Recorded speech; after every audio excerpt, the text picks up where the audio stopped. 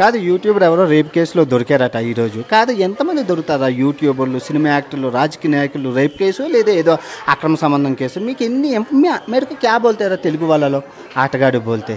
మీకు ఆ బ్రెజిల్ దేశం గురించి చెప్పానా, 10 మంది అమ్మాయిలకి 2 అబ్బాయిలు, మిగతా 8 మందికి ఎవరురా చేస్తారు? బాగా చదువుకొని అలాంటి దేశాలు వెళ్ళా 8 మందికి పుణ్యం కొట్టుకోనరా. అలా ఎన్ని దేశాలు, ఇంకా లాటిన్ అమెరికా దేశాలు, మెక్సికో, కొలంబియా, ఎన్ని దేశాలు చూసుకుంటే 10 మంది అమ్మాయిలకి 7 అబ్బాయిలు ఉన్నారు. ఆ 7 అబ్బాయిలు 3 మిఠాయి గోళ్ళు స్వీటు.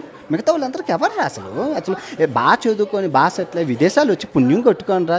ఎప్పుడు ఆ రేపులు, ఆ గోల, అదే అదే ఇంక యాప్ ఏమో లేదా. 2 ఆప్షన్లు ఉన్నాయరా మీకు. బాగా చదువుకొని బాగా సెటిల్ అయ్యి మంచి అమ్మాయిని చూసి పెళ్లి చేసుకోవడం, లేదు అంటే బాగా చదువుకొని బాగా సెటిల్ అయ్యి విదేశాల మీద దండయాత్ర చేయండి. ఏంటి ఎన్నికి అంతకని చెప్పాలి. థాయిలాండ్ వెళ్ళండి, ఆఫ్రికా వెళ్ళండి, విదేశాలు వెళ్ళి పుణ్యం కొట్టుకోండి. మన దేశం ఇదిగో మన దేశంలోని